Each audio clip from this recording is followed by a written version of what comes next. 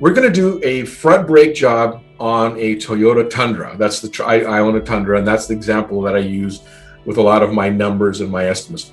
Now, all I'm doing is using a shop that's at $100 an hour, and I'm using the book time of 2.2 for the front pads and service. So if you take a look at a Mitchell guide, it's 1 hour for pads and rotors, plus 0.5 for burnishing the brakes. That's that test driving it and getting the brakes to work properly.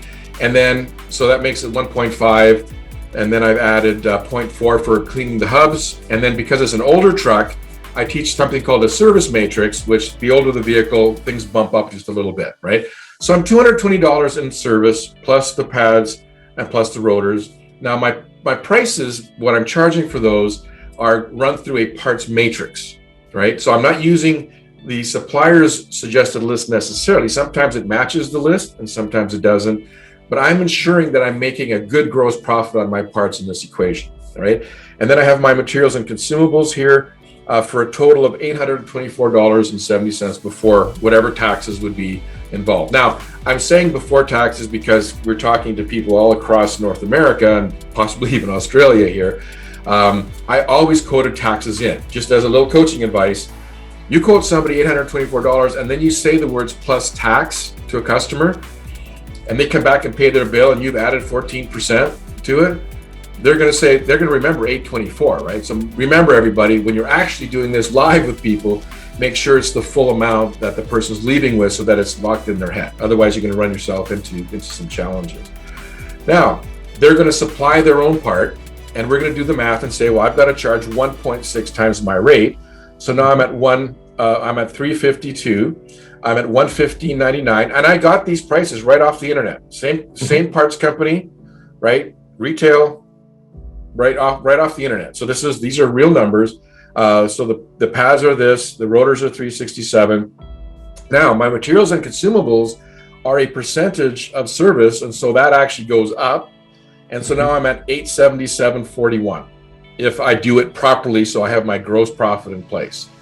Now here's the thing. $132 difference in the service component. The perceived savings is $95.13. This is what they're saving on those parts. They're also losing on the materials and consumables. At the end of the day, if we allowed it, and we charged properly for it, it actually cost the client $52 more. Right. Now think of this in reverse. This is what the customer would pay, but think about this in reverse. This is what you are actually losing if you allow it, because if you're not charging the proper amount. But more importantly, way more importantly, if I do this for $824 Natter, right? 2-year, 12,000 mile warranty on my pads and rotors. Anytime you have an issue, covered, $0. Yeah. Right? However, if you supply the parts, I'm going to have to charge you $394 to replace them again. So for perceived savings, so the thing about it is the consumer thinks that they're saving so much money by supplying the parts, but pardon me, I don't know how that changed. They don't see the downside, I suppose. They don't really see the downside.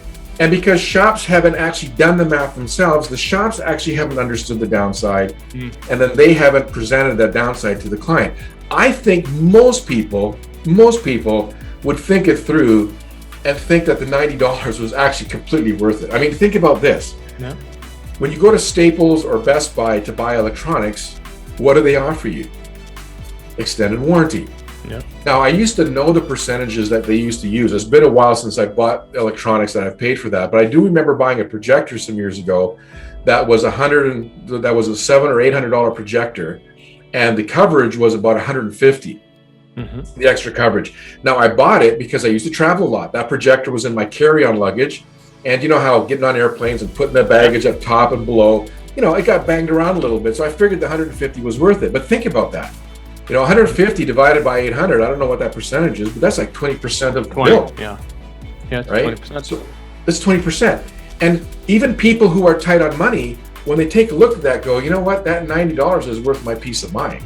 So the other thing to present to people is that $90 is what you're paying, that extra what you're paying is the peace of mind that I'm going to look after you. I mean, we all pay for insurance, right? We all insure our cars and our homes, so that's right. Seems fair. And maybe shops should change the phrase from warranty to insurance. people might connect with that concept better, right? Yeah, no, So- fair enough.